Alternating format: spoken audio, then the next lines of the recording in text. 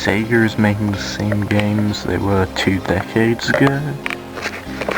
EA? Well, yeah, that's EA. They've gone down the toilet. Even Atari has let us down. There doesn't seem to be a racing game here that's quick, addictive and fun.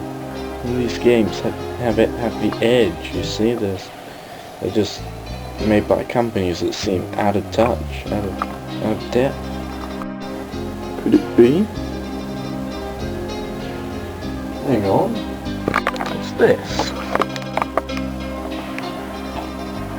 Nadio. Never heard of them before.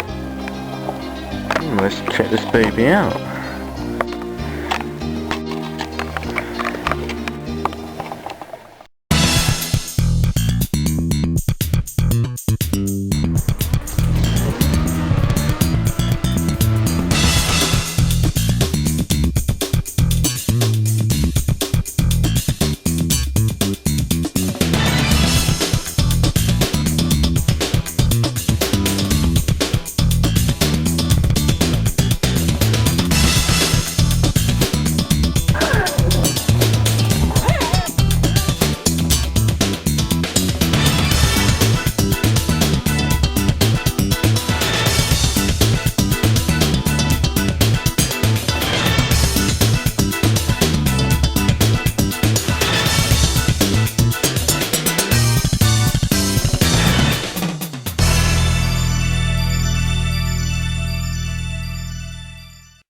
Okay guys, I know it's been a while since I've made one of these videos, but lately I've become tired of the Need for Speed bullshit that's been roaming around lately. So to put it to shame in the easiest fashion, I'm bringing out the big guns. Oh yes, it's time we reviewed Trackmania for the PC and DS. Trackmania is a stunt driving game. Released in 2003 by Nadio, the game's concept is not based on simulating real life, but more on driving around through hoops, jumps, all sorts of crazy things we should expect from a racing game. Various versions of the game have been released, resulting in the latest one that we're going to review today, Trackmania United Forever. What a stupid name. Surely the game is biodegradable, so it's not going to last forever, is it? The game retains its popularity after all these years due to the massive online support that a player can get from the game. There's tons of stuff you can edit to your will in this game, and that does not hinder it whatsoever. So, with that behind us, let's check it out for ourselves so I can just show you what I'm talking about. So here's the main interface that you get when you start the game. You've got your basic options here, your solo mode where you have to race to get medals from the computer set times on a load of pre-made tracks. Where you go going against all the other players who probably played it for way longer than you or I have. Oh, and by the way, because I've been switching to Windows 7 recently, I lost most of my medals. Really annoying, because I had about like 400 or something. Anyway, let's look at the actual gameplay. As you can see, the graphics are really quite good. I've of course put it on high settings with the motion blur and everything, so it doesn't always look like this automatically. But even ordinarily, the game still looks really good. You can see all the skid marks, shadows, everything really. Another thing I'd like to point out is the variety and imagination used in some of these tracks. I think this stands out more in the multiplayer parts of the game, where other people have created their own tracks for you to play on, other players, yeah. The game is very cleverly designed. One such feature is this. If you did badly in an online match, still save the replay because you can actually race it again using an option in the menu. It doesn't get you anything, but it's neat, and I think it allows you to learn the game quite well and learn from your mistakes.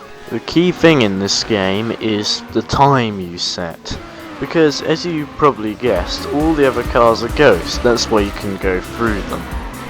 This allows you to set faster times much easier and learn far better than you would if you kept running into everybody. I mean, there's enough to run into already. This leads me to something that I do not like about the game, the steep learning curve. There is literally no margin for error. If you make a mistake, there's a very small chance that your car will land the right way up again.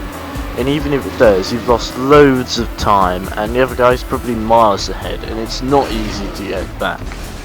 This makes the game incredibly difficult to play on the party play option on your computer, as nobody else knows how to play it. It's just so difficult, I think. Another problem with this game is the advertising in terms of worldwide. Because Nadio is a French company, outside France very few people have heard of the game. Now this would be alright if it didn't have such a steep learning curve. That way racing and time attack would be a lot closer than it already is, at my place anyway. Online matches now. These are done in pretty much the same style as single player, except that they have a counter in the corner so that they move on from track to track and everyone keeps up. The only problem with online mode is very often there's a load of swags out there who just want to get on your nerves. It's difficult to find a server to suit your needs, as eventually someone will get annoyed with you and kick you out. Nah, I'm just kidding. They're far too busy racing you. Sometimes it can feel really rewarding to beat some of these people and set faster times at them at the end of the session.